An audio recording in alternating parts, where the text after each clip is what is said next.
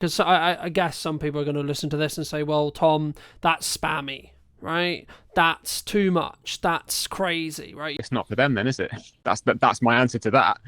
It's not for them. I started, my newsletter journey began a couple of years ago as a consistent activity. It started monthly. After 3 months, it went to twice a month. At the beginning of, where are we now? Near the end of 2025. Beginning of this year, it went to weekly on a Monday. And then I got to a point in middle of August, just before the summer holidays began, where I went, you know what? I've got too much to say. I've got too many things that I want to share with people. And I believe I have the energy and the momentum to do this. So I started winding it up a little bit. And as of the 1st of October, every day, it's 250 odd words of a story, something that's inspired me, something that I found funny or interesting, a life thing.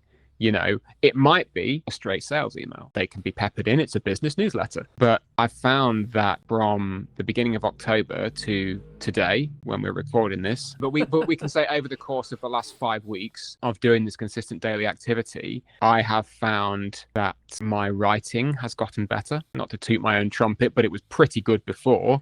But being able to write and have a funnel and a channel for consistently telling a story, it's made me better, you know? And the performance has done what I thought it was going to do. I gained a handful of subscribers and I lost a handful of subscribers. About as many, it was about parity for the in and the out.